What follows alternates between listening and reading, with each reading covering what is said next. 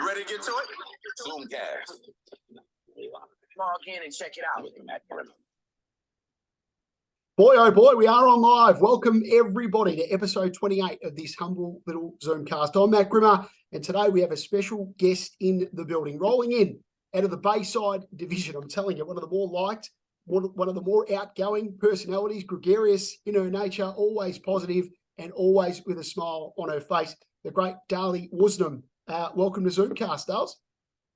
Thanks, Maddie. Thanks for having me. It's an absolute pleasure. I like to get on some fresh talent. You are absolutely that in spades. You're the only guest that said yes to an episode of it. You didn't jump on, so I looked a little foolish, Dahls, on social media, but you have committed to the process.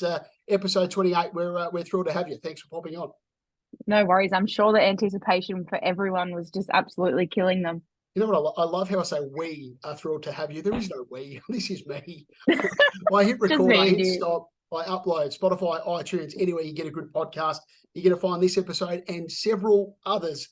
Now, much like our previous guest, Nick Brooks, you're a little surprised when I put the call out to you to come on this humble little program, just approaching 4,000 listens at the moment, Dahli. Would you believe it?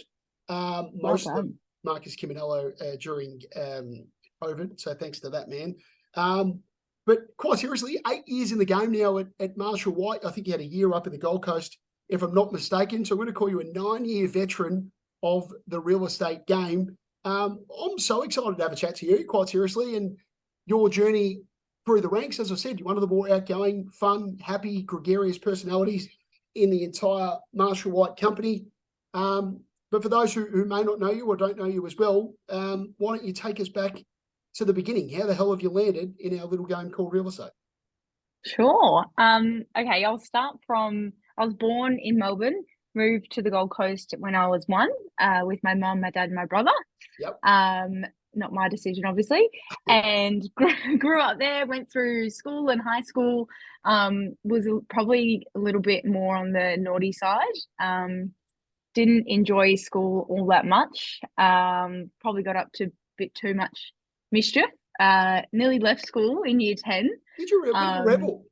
Yeah, a little bit of a rebel. Not naughty, just wasn't really into school. I wanted to, go out and work and make money. I started working when I was 13. Yeah. So I enjoyed that side of life much more than sitting at school. My attention span was 0 to none. So yeah, it wasn't amazing at school, like most or some real estate agents. Most. I won't say most. That's a bit of a kick. And yeah, just got to the end of high school. And I moved out of home when I was 16. Just lived with a friend there on the beach in Broadbeach. Probably wouldn't be able to afford to live there at the moment with the way Gold Coast real estate market's going at the moment. So just lived there. Young. Yeah, 16 was young. Look, not that I couldn't live at home. Well, I mean, a little bit of that, but yeah, parents went their separate ways and a bit of a struggling family. So yeah, just decided to move out with a girlfriend. I was working 2 jobs to keep paying the bills, but I enjoyed it. So I was never, thinking, poor me. I'm like, how cool is this? Get to work during the day and get to work at night. So started in hospitality, worked at Max Brenner for anyone who knows that place, put on about 20 kilos. So yeah, started working there, and then I needed another job, and then fell into a reception role at Ray White in Broadbeach, up at the top of the Oasis, I think it is. Yep. So I did reception there during the day. I had fluoro pink hair, so I don't know how I was hired, to be honest. I don't have the capability to go get a throwback image, but if you could share that at some stage, that'd be good for the viewership. I'll share it with you, maybe not with the viewers. I definitely wasn't front of house, that's for sure. I was a reception behind closed doors. So I worked there during the day, Monday to Friday, 9 to 5, and then clock off and then go work at Max Brenner at night. And then, did Max Brenner on the weekends, which was awesome. Did that for probably about a year. Yep. And then my cousin, who I'm extremely close with, she made the move down to Melbourne. Same reasons why I came, just for career. come back to sort of family, but just to have a bit of a better life and lifestyle. Not that we didn't have a good life and lifestyle up there, surfing every day, but Yeah. it was hard back then to make money and have a career. It was never really a career oriented, busy sort of place. It's just, surfers and retirees. And yeah, so made the move down when I was 18. Wow. I drove down. Yep. I had a whole $300 in my bank account. Yep. Got in my beaten up Dodge and drove down, which was a very interesting experience. Took me 2 days on my own, which wasn't amazing. Did you know where you were going or what you were doing, or were you just following your cousin and then thought you'd figure it out when you got here? Yeah, sorry. Yes, I was speaking to a real estate career developer recruitment agency. Sorry, and I did do a Skype meeting and interview for a real estate agency out in the middle of nowhere. I was just going to take anything, and I basically got the job. So I was happy that I had something to come to. Wasn't sure how it was going to work out. And that was for a PA role, which didn't end up being a PA role. They put me on like rental reception or something. Right. And I wasn't very impressed. Not that it was, I just had no idea what I was doing. So I remember calling my recruitment agency lady, and she was great. And I was on my lunch break and I said, look, I don't know what I'm doing. I'm an hour and a half away. So I lived in Armadale, and this was like further than Ferntree Gully. It was ages away. And I'm like, it's like an hour and a half away from my house. I don't know what I'm doing. I don't know where I'm going. I didn't know how to drive in Melbourne traffic. I said, I've never worked in rentals before. And she goes, okay, just give it one more day, and I'll keep searching for who else is hiring and what else we can do. Anyway, so that night she called me. She goes, oh, I've got this place, Marshall White, and they're looking for two roles for PAs to directors in Brighton. I said, okay, cool. And I lived just around the corner from the High Street office. Yep. And she said, oh, they're just around the corner from you. So the next day, got an interview. And as you probably know, it was probably a lot easier back then to get hired by Marshall White as it is now. Got to go through about 10 gatekeepers now to get through. So had an interview with Peter Kakos, which was awesome. And then Kakos, and I think Michelle Armstrong, I think, interviewed me as well, which was great. Yep. And then they put me in touch with Kate, and I remember I was in the car on the way to the interview with Kate, and I was on the phone to Mum, and I said, oh, I'm going for an interview. And I kept forgetting the name of the suburb, and I was like, oh, Brighton.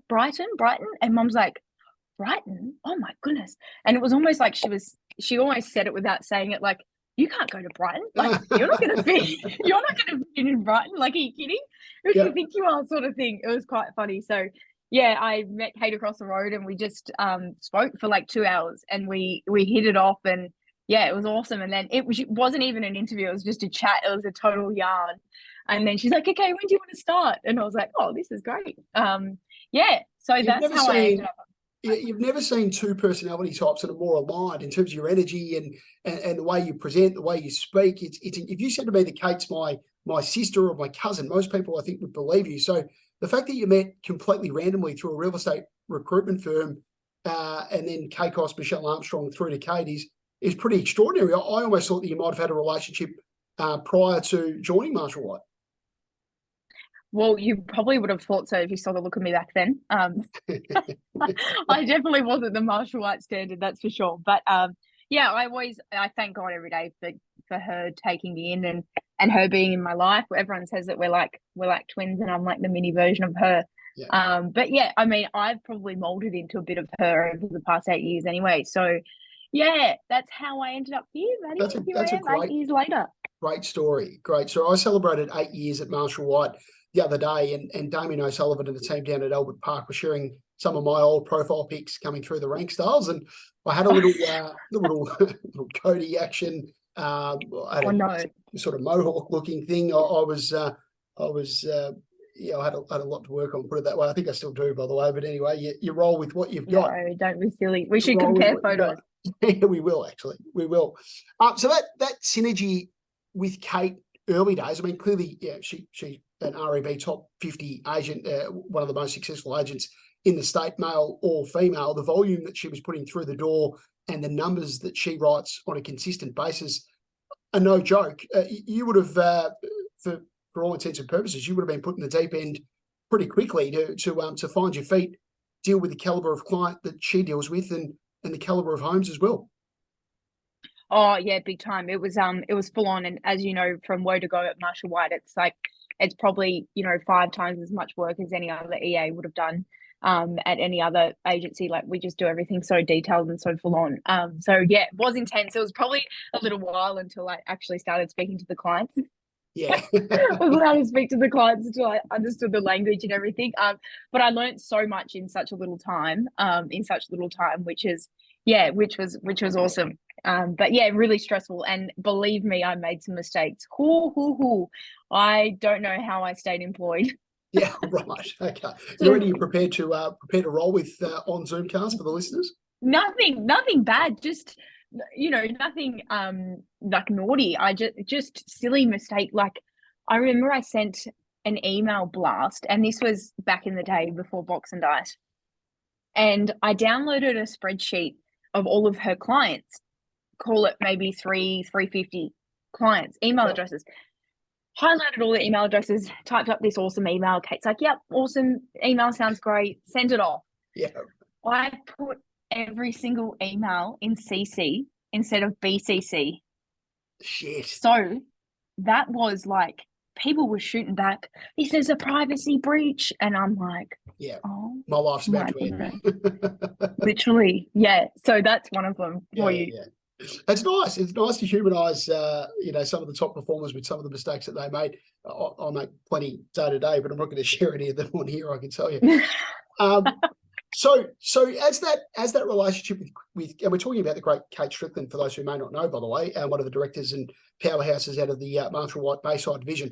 As your relationship with Kate continued to grow and evolve, I mean, it's pretty rare, Dahli, and I think you'd agree, the longevity of your relationship with Kate, with that work-life balance that you two seem to have, it's pretty unique, isn't it? Really?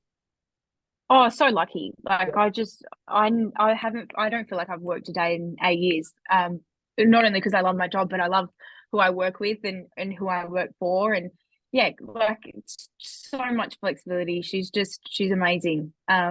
Just let me do whatever, whenever, and was just so supportive of, if I wanted to take the afternoon off to go here, or if it was amazing weather, she'd be like, go on, enjoy the sun, and don't worry about the emails. And yeah, for someone who's, as you said, so successful and so high performing, the work-life balance is just incredible. And that's the longevity of my career here with her. Like, you're not going to get that longevity if you're working your guts out 6 days a week in the office at 8, leaving at 8 p.m. And of course there's those days and there's those times where we have to do that, but when it's time to clock off, or there's an opportunity there to go away, or take an afternoon off, or she takes us out for lunch and dinners and all that all the time. She's absolute number one supporter of work-life balance, that's for sure.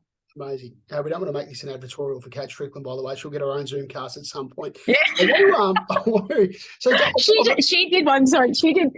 Oh, she did one the other week with Mel James, and she started speaking about me. I was like, oh no, we're doing the same thing. I had her on the Zoomcast list, and when I saw that she'd gone straight to the top to Mel James, and I thought, gee whiz, I might ask her later on. I think she's got the second best. Bigger fish to fry. No, not at all. I think she's got bigger fish to fry than no. humble Zoomcast, let me tell you. Hey, so 2 questions that spawn out of that for me. If you were speaking to someone day one, week one, that was taking a role like what you were taking at the time, which is an EA to a really successful estate agent, or somebody playing 2 IC in a team, my first question is, what sort of advice would you have with that person to ensure that you give yourself the best chance for your relationship to be as close or as successful as what you and Kate have had? And then second part to the question, and I appreciate it's a long one, so take your time here, but what advice would you give to the version of Kate in that relationship as to how they might be best to utilise the person that comes into their team and make sure that they do create an opportunity for it to be long lasting? Yeah, good question. I think number one is you've got to find someone that you love and respect. Not that I was out there sort of searching for that. I was just, looking really for a job, and I was so lucky that I landed where I did. But if you're, looking to take it to that next step, I wasn't quite sure if I wanted to be a real estate agent or not. So But if you are wanting to go down that path and progress down that path, someone that you love, well, not love, but respect and know that you will like as a human, and someone that you're similar to, not in any way, shape, or form. It doesn't really have to be personality. It just means like their business style and their communication style and people or clients that they attract. All of Kate's clients that she attracts, they're all her mates and they all respect her, and they all sing her praises, and she's more friends with them, which is what I love. It's never feels like client and employee situation. Right.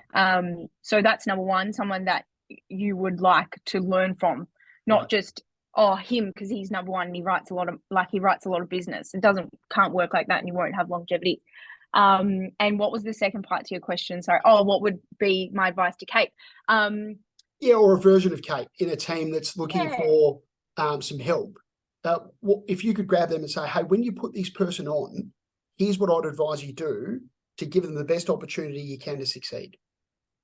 I think take them along to as many opens, appointments, have them sit right next to you when you're doing callbacks or you're prospecting, and just have an open mind and just, always think back to when you started.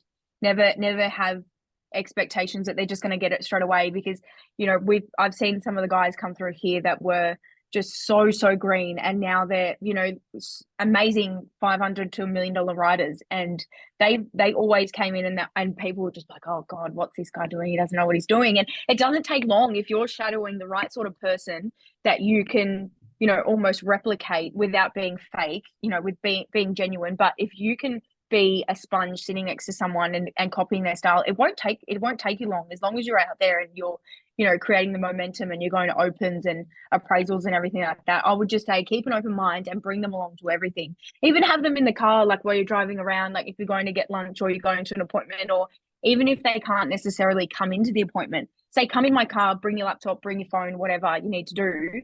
And you can do it in the car, because some of the best things I've learned from people are in the car. You think about these car conversations. I know if I have to make an important call, I'll go to the car because I'm just in the game, and you've got your head screwed on and you've got no distractions. So even just anything like that, and you'll be so amazed in how quickly, if someone obviously has the gift of the gab, or they're learning it off the right person, you'll be so amazed in how quickly they pick it up.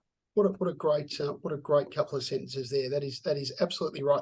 The great Kibanello, who's been on this a couple of times, he always talks about learning through osmosis, just being around somebody and having dialogue filter through. Hopefully you're sitting around good people that use great dialogue, by the way, and know what they're talking about. But your environment, you're a product of your environment, aren't you? And if you do surround yourself with really top performers and positive thinkers and happy people, it'll start to spin off, and you can see that.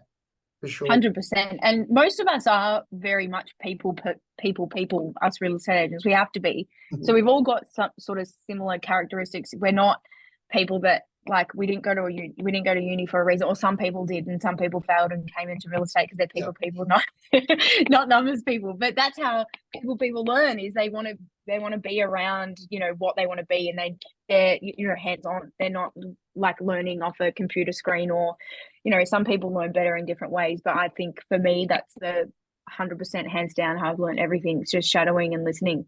Am I right in suggesting, Dahli, and this is another critical point as well, that when you were hired, you were not hired to list real estate. You were solely there to assist in whatever Kate was listing. So you're helping manage the campaign, obviously follow up buyers, set up open for inspections, some of the more non-dollar productive tasks that would allow Kate to sell the property, obviously be involved heavily when the deal is going down, so the negotiation or presenting offers to vendors, etc. But ultimately, getting the campaign managed so Kate could go on and list the next piece of real estate. Was that right? Well, I actually was hired as her EA, so business manager. Right. Which I wasn't amazing at. And I don't know if that's what she thought, and maybe, was encouraging me to go into that role. But right. I was probably I suppose I was at EA for about 2 or 3 years. Yep. And we had a big team, so it was full on. So we got to a point where we had to get someone else, and then she probably became more admin focused and I became more buyer manager focused. But I was hired purely as just an admin assistant. Yeah. And I had no I mean, I like the idea of real estate, but remember, I was only ever on reception for, a year or two before I came into this EA role. So I wasn't really sure if that was the path I wanted to go down. But once I saw that rock star doing her thing and living the life, I'm like, that's what I want to do. That's what I want to do. Yeah. Yeah. Now, you shared with me off camera, I hope I don't step out of line here, but 27 years of age, I think you said. Your 8 years with Marshall White, what's the journey come to now? What are you doing on a day-to-day basis? And do you have aspirations to be a fully fledged listing machine in your own right? Or do you feel quite seriously that your role is better suited to managing files and helping buyers buy, and then occasionally, if you get a spin-off off that, then you're succeeding? Yeah, interesting question. It's been a little bit of a roller coaster over the past couple of years. Just in different teams and people leaving, people coming back, and et cetera, et cetera. So I've always sort of been focused more on the buyer manager role. Been through a couple of different interesting markets I know that 8 years isn't long, but there has been some interesting things happened in the market over the past sort of, call it 5 years, really, in the actual agent role. I do definitely have aspirations to be a full-fledged lister, that's for sure.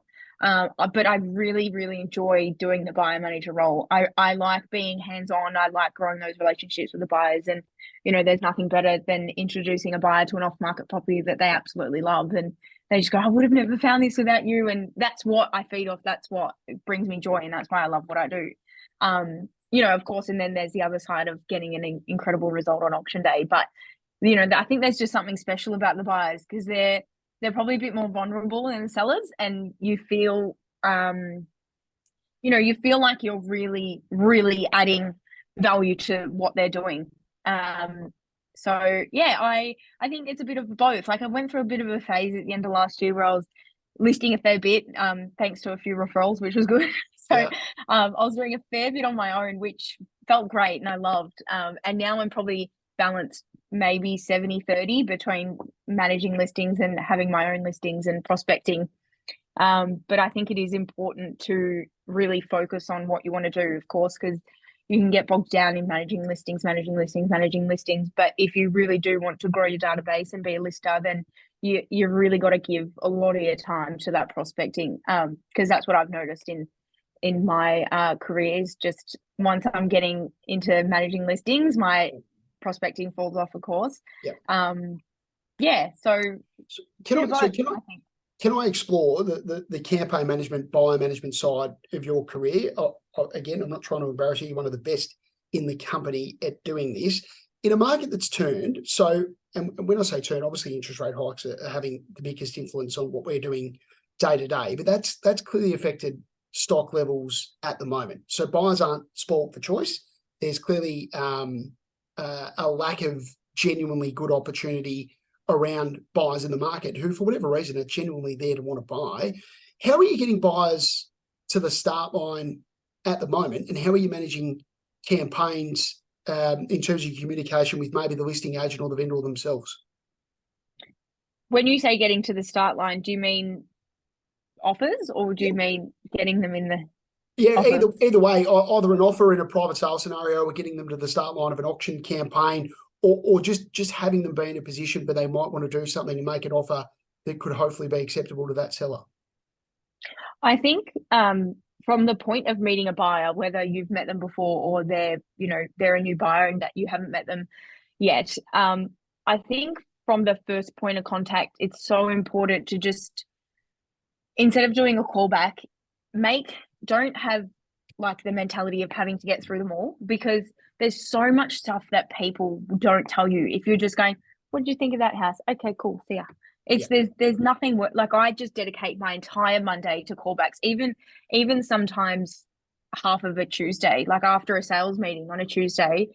If I'm managing quite a few campaigns, like there's until 12 o'clock or 1 o'clock, I don't want to do any appointments because it's the overflow that I didn't get done on the Monday or whatever it is. Right. But I think it's so important to just say, why'd you come through? Are you really looking at the moment? Are you, just doing some research? Where else have you looked? How long have you been, in the market for? Where do you come from? And people just start to open up. And some people just go, oh, it doesn't matter. It's none of your business. And, you get that maybe 1 in 10, which is fine, whatever. And I think people start to tell you their story. And if they genuinely trust you and realize you actually care, which the amount of people I've spoken to, and they just go, no one cares about us. We're just buyers. We're just coming through properties. We're inspecting them. And unless we buy it or unless we have a house to sell, no one really cares about us. So that's what I hear so often. But they share everything with you if they trust you, especially if you see them, 2 or 3 times in the campaign. If they don't buy that, then, you're loaded with the information for the next time you see them. Or in the sales meeting, they'll say, an agent will say, oh, this person's our hot buyer. And I go, oh, bingo, I know all about their life story, which just helps, our team as well. But it's so incredibly important to just get close with your buyers because then they trust you. And then it comes time. Recently I had an auction. I had a lady, she was moving from Reservoir. She was on her own. She'd sold. She didn't know anything about this area. I told her everything about the area and, I took her through personally, just one-on-one as a private inspection a couple of times and we hit it off. And anyway, she ended up deciding to pull out for whatever reason, but she sent me a text. It was, I had to scroll like this. It was so long, just saying, I appreciate you. You're by far the best real estate agent that I've ever met. And I'm definitely not, but she was so thankful. And I just thought, God, it was so easy. All I did was just, show that I genuinely care. And I kept her updated and, give them a bit of insight to the other people that are interested in the property. But yeah, she was saying to me, I'd love to buy a house off you. And if you can find me something, like you know exactly what I want and I don't want to deal with anyone else. And I just thought to myself, God, how easy is that? And, Nice. She doesn't have a house to sell, but if there was someone who had a house to sell, like how powerful is that, right? Biggest thing, just gaining their trust, I think, message to that long-winded answer. No, the biggest compliment you can get from a buyer is I'd love to buy something through you. I mean, the reality is that they're not going to be loyal to an agent to buy through. They're going to select, the property that suits their needs online. But when you hear that, clearly you've gone above and beyond to be able to service her from a buying perspective. And Dahli, who knows? She may not have a trade-in opportunity in that regard, but she might have a friend or a family member or someone that is dear to her heart that does. And I guarantee you they'll be knocking on the door of Woosnam to help them. So you're a star. True. I learned something a while ago, and someone said treat every single buyer like they're your vendor's best friend. Yeah. And I thought, God, that's so gold. Like, imagine if you knew your vendor's best friend was coming to the house. You'd get the sales on, and you'd really, really put on a show. And it's just so interesting how much your mentality changes when you think, God, they could literally be a sister or a brother. You just never know. Yeah. Yeah. How are you so bloody up and about all the time? Like, what are you going? I'm sure you've got flat moments. I'm sure you've had bad days. I'm sure you come home to Tyson and say, I'm quitting. This is the worst industry in the world. I'm throwing it in. Stick it up her jumper. Marshall White can get stuff. How do you keep such a positive program? I'm being genuine here because you are always up and about. You've got a smile on your face. You're energetic and enthusiastic. Is it innate, Dahli? Does it just come from within? Possibly. I think like gratitude's one thing that I try to practice. But it just all comes down to loving what you do and loving who you do it with. If you're in this industry, and I know everyone bangs on about this, but if you're genuinely in this industry for the money, you're gonna be miserable. You're gonna burn out. I mean, like I burn out, but that's not to do that's just to do with working hard, obviously. But you're going to burn out and you're not going to be happy. You'll probably just end up quitting anyway. So if you don't genuinely want to be here to help people, or you don't genuinely love where you work or who you work with, I think I've just got like incredible ingredients to my life. Like I'm just happy all around. So how could you not be energetic? Great answer. So good. What do you do? You're a fitness fanatic. I saw something about triathlons or something in your profile. I wouldn't say that. Taking a little license there, Dahli. But talk to me about your setup. You're at Pilates or something from memory? No, I did Pilates for a little bit. No, I think that profile is a little bit outdated. I might need to get that fixed up. No, just like Body Fit. Do you know Body Fit? Like F45 sort of style stuff. I do that in the morning. I don't, Dahli. I'm an investor. No, I've got no idea, but I'm sure it's good stuff. No, that's good. Yeah, just that every morning. I try to do it every morning. You know, you go through your ebbs and flows and your injuries and your sicknesses and sleep-ins. I talk about a lot, particularly with the Team One guys. So the on-field, off-field conversation. I always felt in real estate, for my personal experiences and trying to help others succeed as well, if your off-field is in sync, then you're going to go bloody well when you're on at work. And then consequently, if things are a little bit rough off-field, it can have a genuine impact on your level of confidence, you know, how you look, how you feel, the way you present to people. Because sadly, you can't walk into a $2 or $3 million house in Brighton and feel, or showcase that you feel down and out after, you know, the car ride that you had in, or the coffee that was cold, or the fight that you had with your partner or your colleague. You've got to put a smile on and get on with it. How does that all work for you? And sort of what advice would you have to people that might have some struggles or some challenges off field to then be able to transcend going forward? Yeah, that's a tough one. I mean, look, I've been through like everyone, their fair share of hurdles in life, and you know, like death and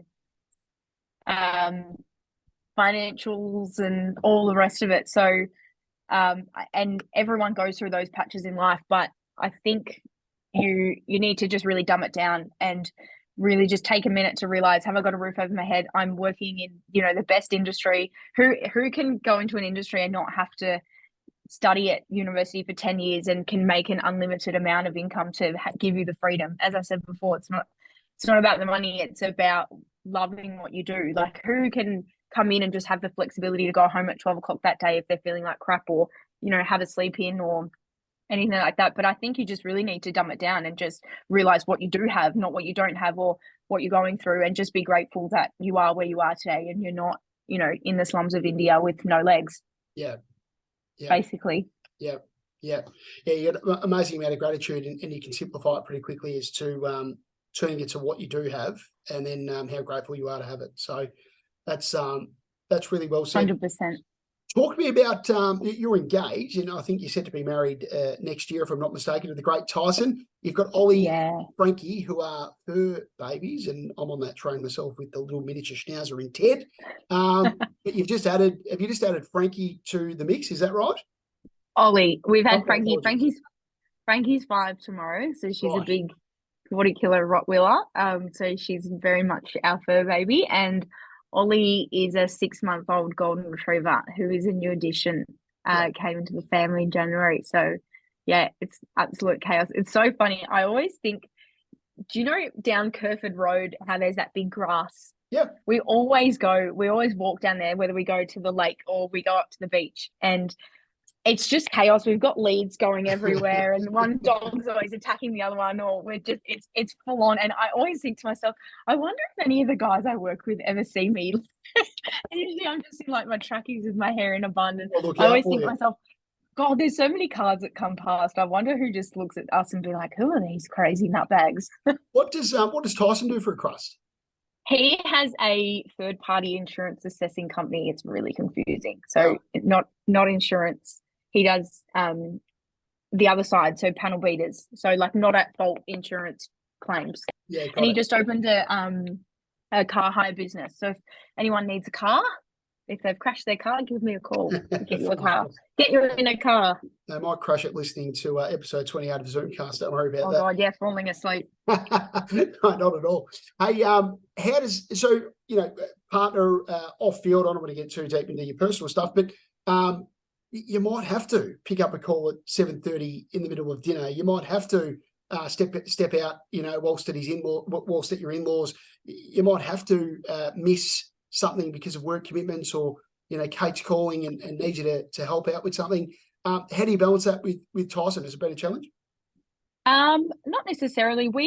I mean, look, you always have your challenges with that sort of stuff, and there's always distractions, but I've been at Marshall White longer than I've known Tyson. So it's always been, he's never known me to be anything else, which I think definitely helps. It's not like we've had a massive shift and all of a sudden I'm working 6 days. It's been like that since day one. But I think he's very understanding. I'm so lucky that he understands. And, you know, there are times where I have to lock myself up in the balcony. I remember one night I was doing a deal. It was 10:30 at night, and I was out on the balcony And I was out there for about 2 hours on the phone, back and forth, back and forth, back and forth. And I walk in and he's like, I've been trying to go to sleep and all I can hear you is just.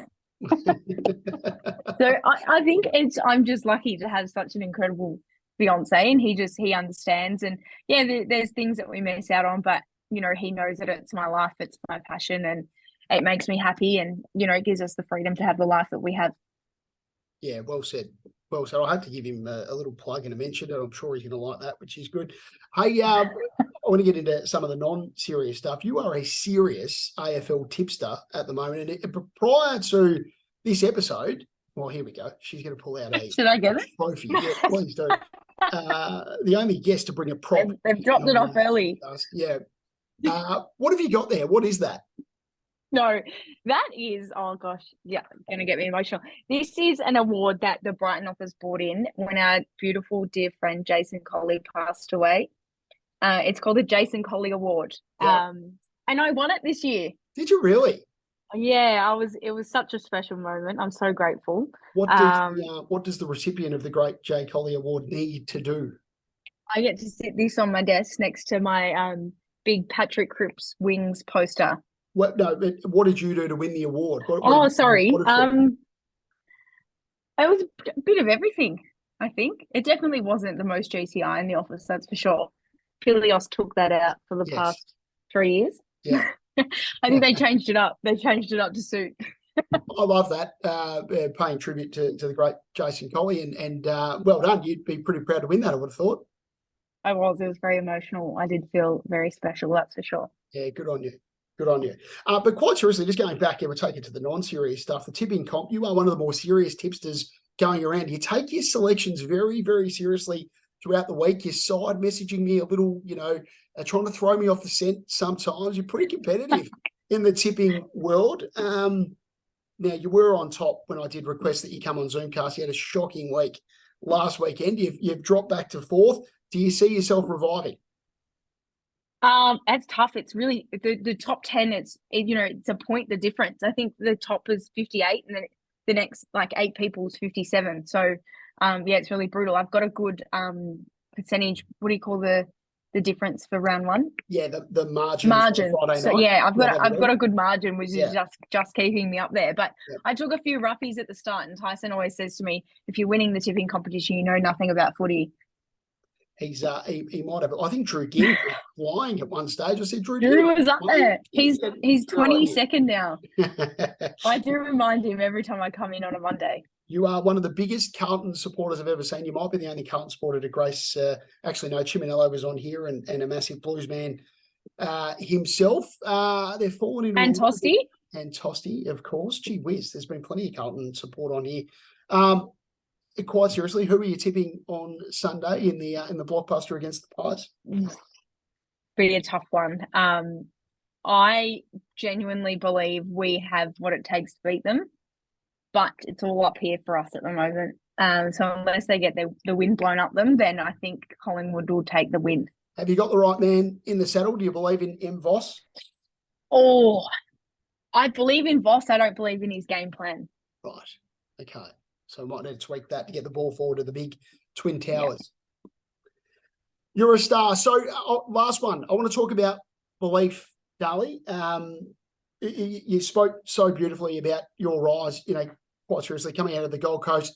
You didn't know a street. You didn't have a contact. You didn't go to a private school locally. You weren't reliant upon your mum and dad's friends and family to give you a bit of a leg up in the industry, and God bless those that have the opportunity for that to happen to them. You had to claw and scrap away and hitch your wagon to some of the top performers and then figure it out from there, which I think is one of the more organic ways to go about building a database and building your real estate career. And it's one you should be bloody proud of.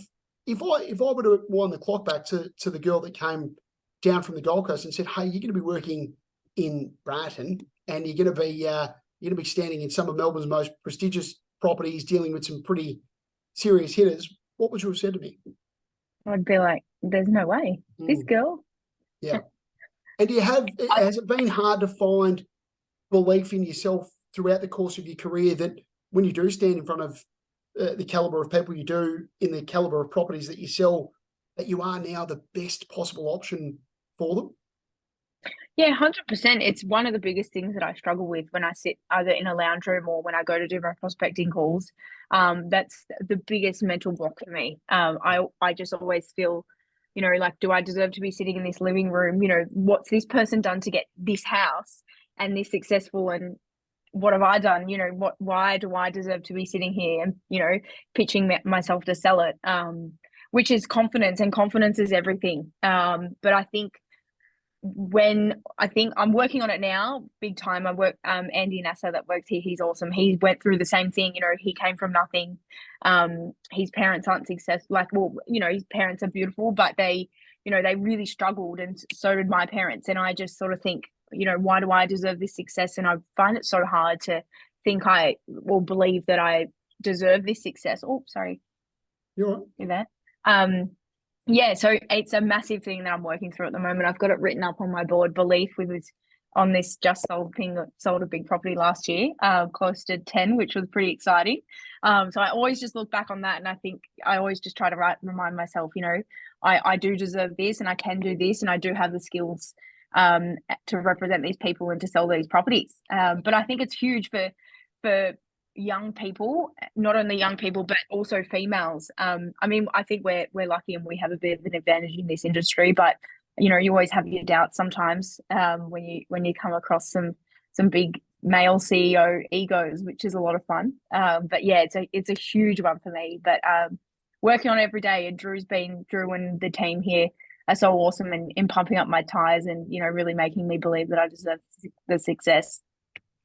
Really, you speak so honestly about that sort of stuff. I reckon there's a lot of people that will listen to this and will resonate with that. That sometimes you'll be sitting in front of a prospective client, you'll be dealing with a prospective buyer, and the little voice will go off in your head going, am I the right person to be sitting in front of this person having this conversation? I'll tell you what, I sell a lot of apartments, I sell a few apartments, as you know, far less than what I was used to selling. But I reckon it takes just as much, if not more, work to sell a property at $500,000, $600,000, $800,000 as it does at $4, $5, $6 million. With owners, corporations, and a lot of hurdles that you've got to overcome when you're selling these sort of properties. Combustible cladding, car stackers, no outdoor space, 1 of 300. The lift doesn't work. How much is the roof replacement? It's a lot of work. And the bigger properties, of course, you're dealing with some pretty serious people, but the process doesn't change all that much, does it? Yeah, that's so true. And, that little bit extra means so much more to the lower end of the market than it does the top end of the market. Yeah. I love it, Dahli. I've really enjoyed seeing your rise. I've been at Marshall White 8 years, so you and I started at a pretty similar time. It's been really great to see your journey through the ranks and obviously attached to Kate. But I reckon you're a star on the rise if you want to be, in terms of that listing and selling agent and that combination of maybe finding yourself at Dahli to hook onto your wagon and start to see you progress through the ranks as you're doing so beautifully. It's been a pleasure to have you on Zoomcast, available iTunes, Spotify, YouTube, wherever you get your podcasts. Appreciate you coming on and giving us some time. Thanks so much. Thanks, Maddie. Thanks for having me.